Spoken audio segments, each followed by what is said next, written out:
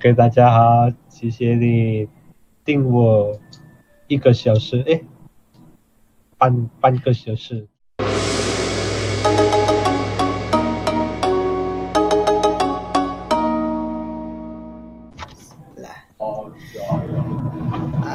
Halo teman-teman, selamat malam. Assalamualaikum warahmatullahi wabarakatuh. Selamat datang di video kita yang kali ini.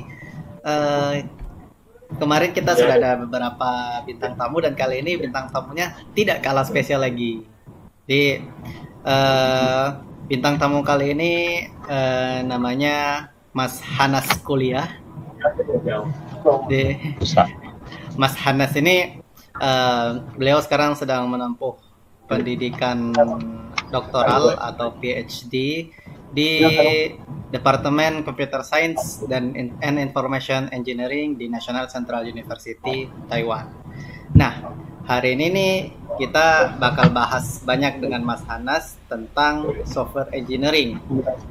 Nah, kenapa saya mengundang Mas Hanas di sini? Karena mungkin teman-teman perlu tahu kalau Mas Hanas ini dia sudah anggapannya bahasanya tuh sudah sepuh lah dalam bidang software engineering, atau sudah senior lah, atau sudah banyak pengalamannya Mas Hanas yang bisa kita pelajari.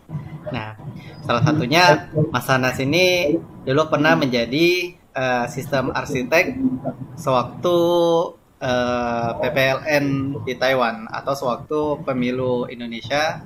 Tapi Mas Hanas ini jadi bagian panitia sistem arsitek untuk pemilu di Taiwan. Kemudian Mas Hanas ini juga pernah menjadi ketua PPI-NCU, ketua Perhimpunan Pelajar Indonesia National Central University. Kemudian Mas Hanas ini juga, karena dia seorang milenial, Mas Hanas itu bagi teman-teman Fakultas Ilmu Komputer Universitas Brawijaya, khususnya teman-teman rayon pasti kenal lah dengan Mas Hanas ini, karena Mas Hanas ini bisa dibilang foundernya komunitas itu. Komunitas rayon itu komunitas di mana teman-teman software engineer banyak di situ, building game dan lain sebagainya. Bahkan dulu namanya itu belum Fakultas Ilmu Komputer ya, masih namanya PTIK kalau nggak salah. Iya. Wah, jadi ketahuan umurnya nih Mas. Ya. Jadi sekarang kita sapa dulu nih Mas Hanas. Halo Mas Hanas. Halo, ni hao. Ni hao. Jadi kita mau bicara sedikit nih tentang perkembangan software engineer nih Mas. Boleh. Jadi kalau saya lihat nih kan, kalau dulu itu orang mau dibilang sebagai seorang software engineer itu biasanya cuma hanya butuh menguasai skill-skill dasar pemrograman aja. Tapi sekarang ini orang kalau mau jadi software engineer tuh kadang mesti kuasain artificial intelligence, atau kuasain blockchain, atau bahkan kuasain jaringan, sekalian hampir hampir seluruh topik di dalam bidang computer science itu setidaknya harus dikuasai oleh seorang software engineer. Kalau sekarang ini kan lagi booming-boomingnya artificial intelligence, terutama machine learning tuh.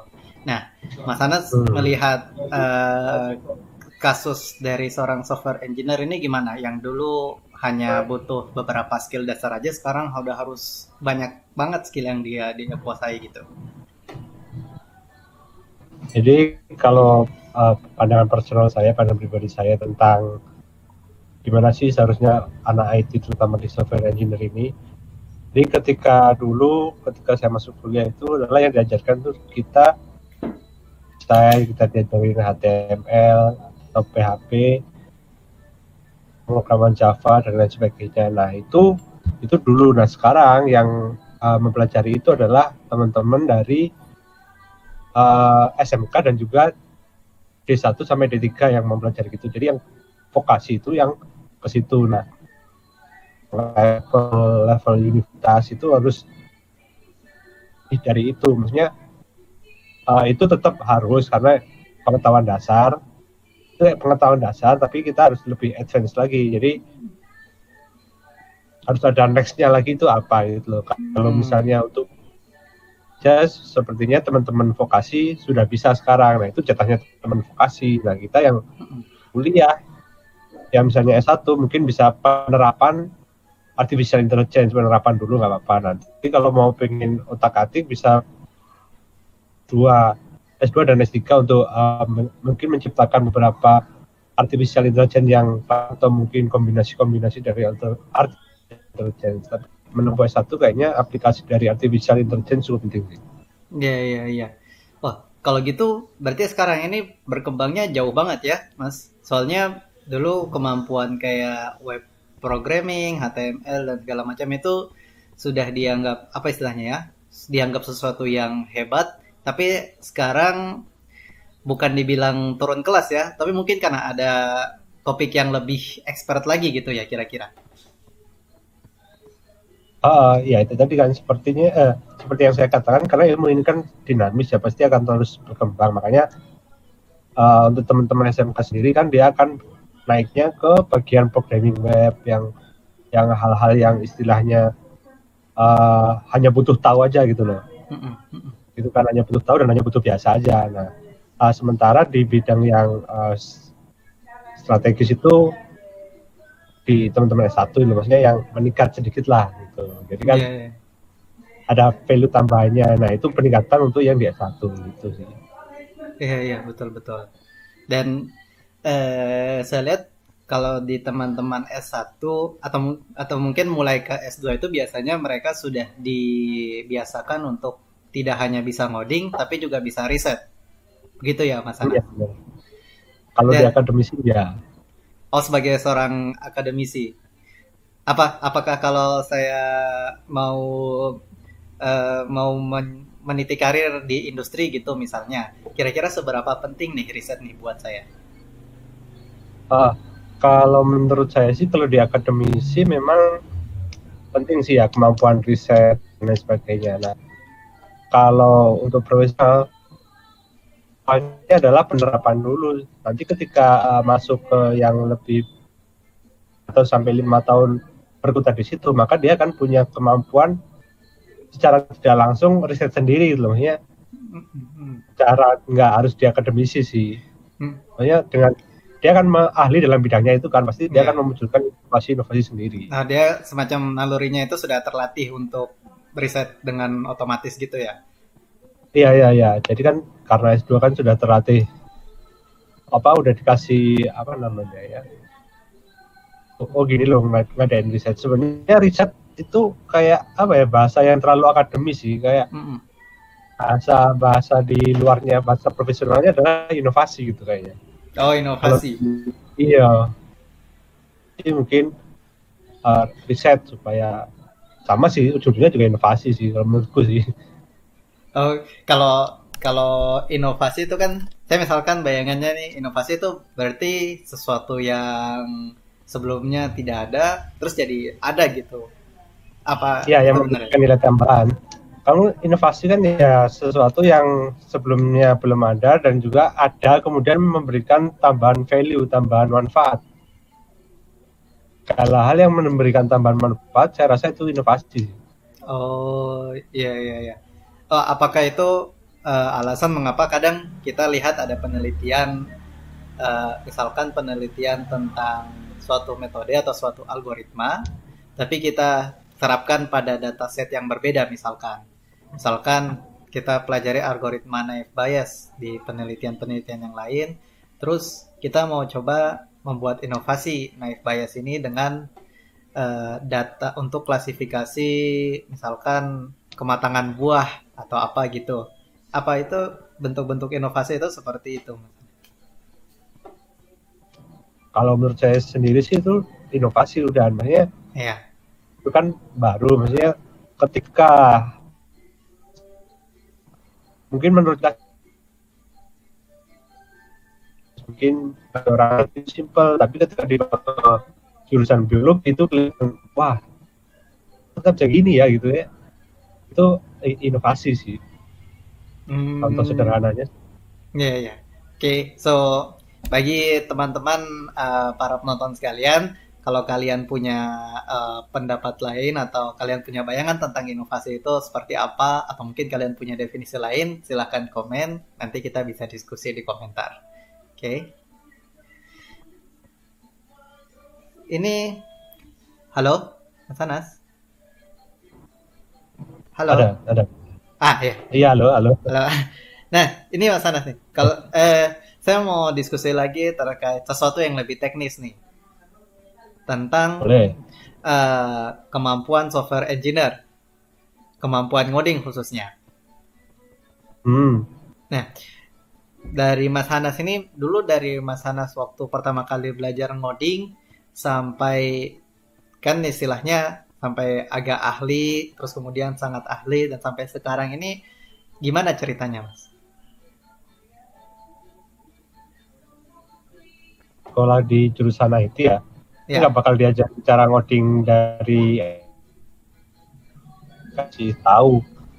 Cukup harusnya sih dosen akan memberikan konsep-konsepnya, dan lagi kita sebagai IT harusnya paham konsep programming sih, bukan ahli di salah satu bahasa aja. Daripada dia paham di satu codingan aja, karena coding dulu kita tahu masing-masing kriteria bahasa pemrograman itu seperti apa, sudah tahu. Dan yang penting kalau kita akan pengen tahu semua bahasa programming, itu akan banyak waktu yang terbang di kita. Makanya fokusnya itu mungkin ambillah teman-teman satu atau mobile atau web atau apa, terserah teman-teman apa, yang penting 2 atau 3 bahasa pemrograman yang teman kuasai tentang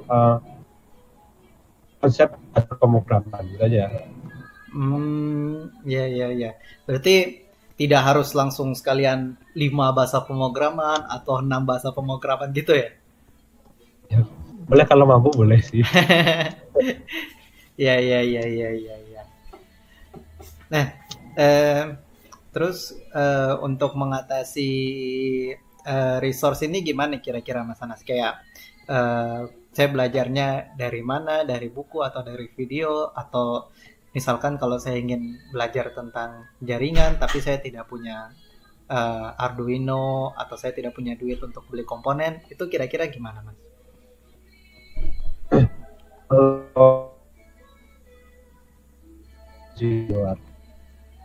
Komen saya di coding, tahu nggak di coding? Di coding, oh ya, website untuk apa? Ada simulasi coding itu ya? Ada kalau dulu itu mentor saya juga sih yang di coding itu dulu. Jadi di situ dibikin konsep lomba-lomba terus, jadi ketika kita belajar terus ada lomba, kita kan akan terpacu untuk belajar sih di situ. Terus sih kalau untuk lokal, kalau yang di luar sana kan ada banyak kayak Coursera dan situs-situs belajar lainnya juga banyak sih. Terus teman-teman S1 itu akan lebih tertarik lagi kalau dia ikut lomba sih. Ikut lomba ini akan memacu teman-teman, dan juga teman-teman bisa studi banding ke teman-teman kampus yang lain. Itu maksudnya sejauh mana sih orang-orang ini sebenarnya bisa. Mungkin pertama kita kalah, ya pasti jelas sih maksudnya. Karena juga sih yang jadi nextnya itu kan kita tahu ternyata kekurangan di kampus kita itu ini gitu. Oh ya, berarti nanti di lomba kedua bakal menang gitu ya? Ya kalah lagi juga nggak apa-apa, menang ini. Ya. Jadi bagi teman-teman penonton nih, kalau ada lomba coding di luar sana, jangan takut buat ikut lombanya. Menang kalah itu biasa. Yang tidak biasa adalah kalah terus-terusan. Iya. Ya, jadi oh iya sih. Jadi bahkan di setiap kekalahan kita itu akan ada sesuatu yang baru yang bisa kita pelajari gitu. Oh iya, terkait ikut lomba. Iya, kadang biasa kalau kita ikut lomba juga kita bisa menambah networking ya, betul ya Mas Anas, bisa nambah jaringan, dapat teman baru dan lain sebagainya. Ya. Nah, tapi kalau saya perhatikan nih Mas Anas nih, kadang ada beberapa teman juga yang curhat ke saya kalau mereka ini sudah mahasiswa semester akhir, tapi mereka kekurangan kemampuan teknikal, kemampuan untuk ngoding. Nah, mereka jadinya untuk bikin skripsi itu kebingungan. Nah, kira-kira menurut Mas Hanas nih baiknya gimana nih?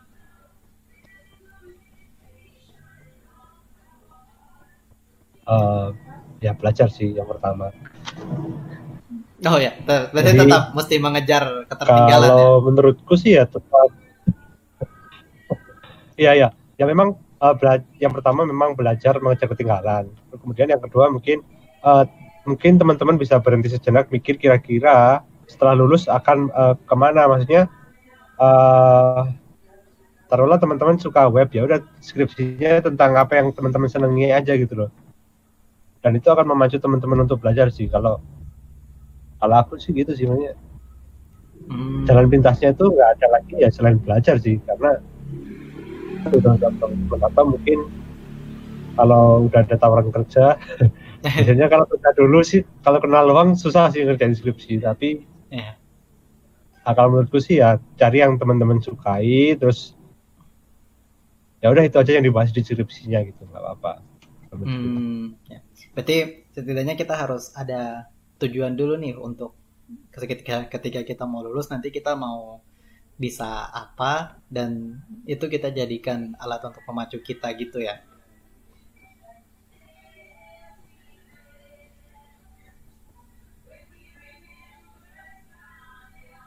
Mungkin secara teknis teman-teman juga bisa sendiri sih ngatur, atau mungkin nggak tahu boleh apa enggak, nanti maksudnya bisa sekedar survei dan lain sebagainya, tapi saya rasa itu maksudnya banyak trik-trik untuk bisa lulus dengan misalnya penelitian kita mudahin hanya sekedar survei atau gimana. Nah, mohon maaf, ini soalnya jaringannya udah Telkomsel padahal nih, tapi kok masih ini. Apa-apa. Jadi ceritanya di Indonesia nih trafficnya lagi tinggi nih. Iya, jadinya karena pada work from home semua, jadinya akhirnya internetnya pun agak berat. Tadi itu bahkan mungkin ya tadi Kominfo bilang itu kalau pakai kuota dihemat-hematin gitu. Jadi buat bagi para pendengar itu kayak gitu. Ini sekalian topik software engineering juga. Ngeri. So, berarti tetap harus mesti mengejar ketertinggalan, dan juga bisa cari tips-tips yang lain ataupun cari topik-topik yang mudah gitu ya Mas Ana. Iya, dan lagi pengalaman saya juga interview sama beberapa perusahaan, kayaknya mereka lebih suka orang-orang yang soft skill-nya bagus sih.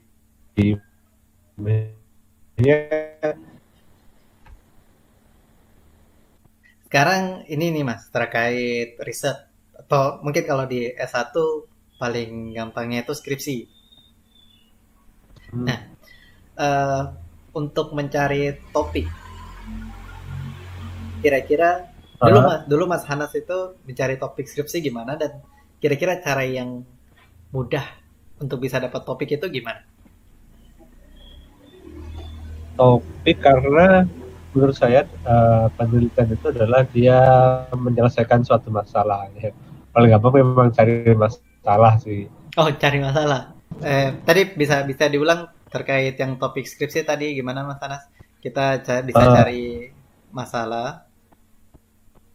Iya. Karena seperti yang kita diskusi di awal tadi kan ya, maksudnya teman-teman S1 ini harusnya tingkatannya lebih dari teman-teman yang di vokasi khususnya kan ya. Otomatis hal dasar yaitu yang menjadi patokan adalah kita harus berada di atasnya teman-teman yang vokasi tadi, yang D1, D2, D3 sama yang teman-teman SMK, makanya harus di atasnya itu satu. Kemudian berikutnya lagi carilah permasalahan yang ada gitu loh, kayak misalnya apa mungkin itu tadi sekedar optimasi atau mungkin orang-orang dalam misalnya tadi pemilihan buah yang matang atau belum matang, itu kan bisa kita aplikasikan kecerdasan buatan sedikit mesin learning di situ, kita aplikasikan di situ, atau mungkin analisa dari efektivitas penggunaan pembagian waktu lampu merah barangkali seperti itu. Jadi berasal dari permasalahan-permasalahan yang sebenarnya mungkin nggak perlu orang yang pintar-pintar amat untuk mengamati itu, mungkin kalau untuk teman-teman S1. Ya. Dan untuk mencari permasalahan sendiri itu gimana, Mas? Maksudnya apakah hanya dengan mengamati ataukah ada tips-tipsnya?